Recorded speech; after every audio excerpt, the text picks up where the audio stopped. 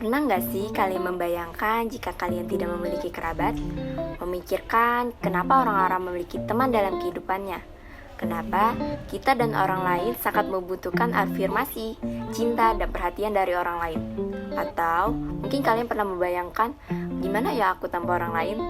Mungkin video ini video yang tepat bagi kalian karena di sini aku bakal jelasin mengapa kita sebagai individu saling berkaitan satu sama lain dan mengapa mustahil bagi kita sebagai manusia untuk tidak bersosialisasi kepada orang lain.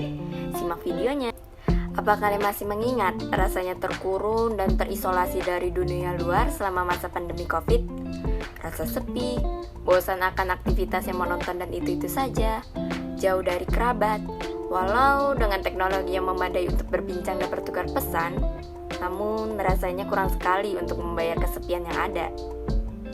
Aristoteles, seorang filsuf Yunani, pernah mengatakan zoon politikon, di mana manusia adalah makhluk sosial yang membutuhkan kehadiran manusia lainnya. Eksistensi manusia yang sebenarnya adalah dia harus hidup bermasyarakat dan membutuhkan orang lain untuk memenuhi kebutuhannya, baik fisik maupun mental. Manusia seutuhnya adalah manusia yang mempunyai interaksi dengan orang lain. Manusia benar-benar bisa disebut manusia seutuhnya apabila ia telah berbaur dengan manusia lain yang telah memiliki berbagai aturan-aturan sosial. Di dalam ilmu komunikasi ada namanya komunikasi antar pribadi, yaitu komunikasi yang memiliki interaksi verbal antara dua orang maupun lebih, di mana komunikasi ini paling sempurna. Kenapa sih bisa dikatakan paling sempurna? Karena pada dasarnya komunikasi ini paling mempengaruhi antara kamu dan orang lain. Emang bisa ya berkomunikasi itu mempengaruhi orang lain? Bisa dong, karena pada dasarnya tujuan komunikasi antar pribadi adalah to influence, to learn, to relate, to play, and the last one yaitu to help. Gini, aku jelasin secara simpel ya. Pernah gak sih kalian juga merasakan senang ketika teman kalian cerita baru saja jadian dengan gebetannya? Atau kalian pernah gak sih merasa kesal ketika mendengar cerita teman kalian ketika kisah konflik percintaan episode kesekian kalinya terulang lagi? Mungkin beberapa kalian pernah mengalaminya.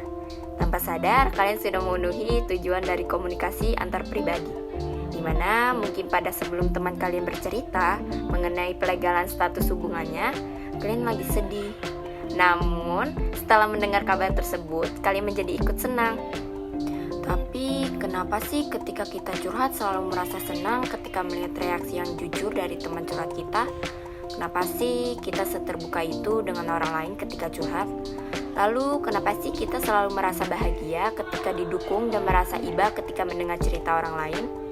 Gini teman-teman, rasa yang kalian pertanyakan tadi merupakan rasa yang umum ketika kalian berkomunikasi antar pribadi, di mana fungsi dari kalian berempati dalam mendengarkan teman curhat adalah untuk merasakan sudut pandang cerita teman kalian. Rasa mendukung, rasa mudah keterbukaan diri, rasa positif, dan kesetaraan merupakan cara agar komunikasi antara kalian dan teman kalian terasa lebih efektif nih. Kenapa kalau kita melakukan hal tersebut bisa dikatakan efektif? Emang ada ya komunikasi yang tidak efektif? Ada dong, gini. Kalian pernah gak sih ketika kalian moodnya sedang sedih, terus teman kalian cerita mengenai hal kesenangannya, tetapi reaksi kalian tetap sedih? Mungkin bakal ada dua reaksi yang bakal terjadi. Yang pertama, teman kalian yang menggunakan empati akan menanyakan kenapa keadaan kamu sekarang. Atau sebaliknya, teman kamu menyingkirkan rasa empati akan menunjukkan rasa kesalnya. Namun dari dua opsi tersebut, kemungkinan besar teman kalian akan bereaksi kepada opsi yang kedua, bukan? Siapa yang tidak ingin dihargai? Nah, ketika komunikasi tidak efektif, maka akan muncul namanya konflik. Hal ini wajar sekali ketika hidup bersosialisasi kita terkena konflik. Namun tenang, konflik ini bisa kita perbaiki kok. Pertama, kalian bisa kenali terlebih dahulu nih apa yang menjadi masalahnya. Kalian bisa menggunakan cara silent treatment loh. Silent treatmentnya jangan lama-lama tapi ya.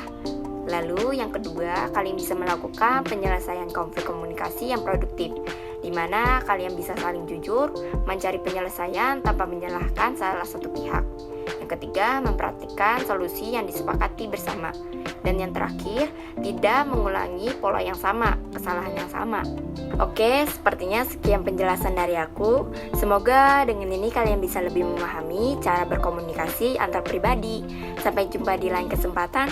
Dadah!